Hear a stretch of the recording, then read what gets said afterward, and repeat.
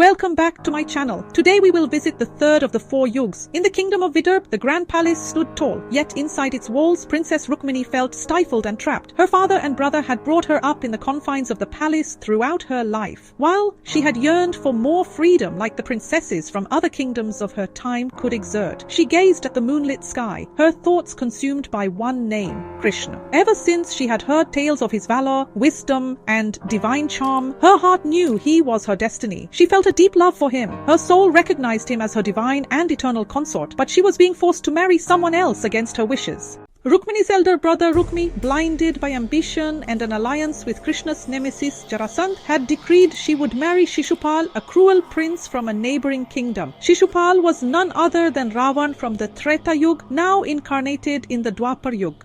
Alone in her chamber, Rukmini clutched a scroll, her hand trembling. This was the only way out for her. She had to try to save herself. She had to be courageous and have faith in her love and devotion. Her father and brother had not only refused to acknowledge her right to choose her own husband, she was now confined by their order to her rooms under heavy security. With tears in her eyes, she whispered as she wrote, "O Krishna, if you do not come to rescue me, I will die before becoming another's bride." The princess found herself in a desolately hopeless situation. She sealed the scroll with a prayer and handed it to her trusted messenger. Rukmini told him, "Go to Dwaraka. Deliver this to him. Tell him my heart belongs to no one but Krishna." In Dwaraka, Krishna sat in his royal court, surrounded by his ministers and advisors. As the messenger entered and presented Rukmini's message, his calm demeanor shifted to urgency. Reading her words, his eyes glowed with determination. He said, "Rukmini's devotion is pure. Her love is her prayer, and prayers never go unanswered. I will rescue her." Krishna prepared his chariot. His brother Balram, ever loyal, joined him. Together they raced their chariots toward Vidarbha. Time was running out. The palace of Vidarbha buzzed with preparations for the grand wedding. Shishupal, dressed in regal attire, smirked as he admired his reflection. Rukmini, dressed in bridal finery, walked toward the temple of goddess Durga. She had begged her father to let her visit the temple before the ceremony, secretly hoping Krishna would come. As she stood before the goddess, her heart whispered, "If Krishna is truly my destiny, let him come for me now."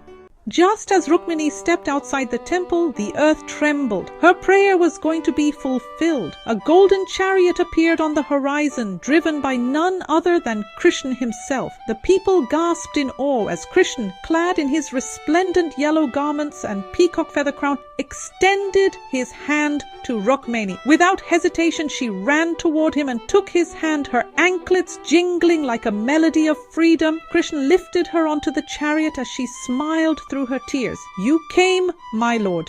You heard my prayer."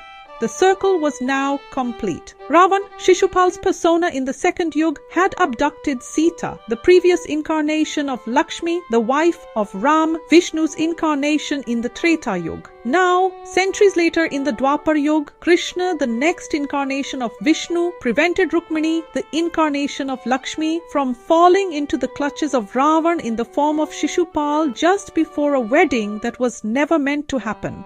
Back in Dwarika, the city erupted in celebrations as Krishna and Rukmini wedded in a celestial affair attended by gods, sages, and royals. Rukmini, radiant as the moon, stood beside Krishna, her eyes reflecting the love she held for him. Krishna looked at her and said, "Your devotion brought me to you. You are not just my queen, you are my Lakshmi, my eternal consort." The vows they exchanged were not merely for one lifetime, but for eternity, symbolizing the union of the soul with divinity. As the years passed, Rukmini remained the chief queen of Dwarika, her love for Krishna unwavering and deep. Though Krishna later had other wives, Rukmini's place in his heart had remained irreplaceable. She bore him 10 sons and 1 daughter, including the valiant Prince Pradyumna, who would carry forward his father's legacy. One day, Rukmini asked Krishna, "Why did you choose me when you could have had anyone?" Krishna smiled and replied, "It was not I who chose you, Rukmini. It was your devotion and love that chose me. In your pure love, I see the universe." The story of Krishna and Rukmini is not just about love, it's about the power of devotion, courage, faith, and divine intervention. It reminds us that true love transcends obstacles and that faith can move even the supreme power to act. Thanks and stay blessed.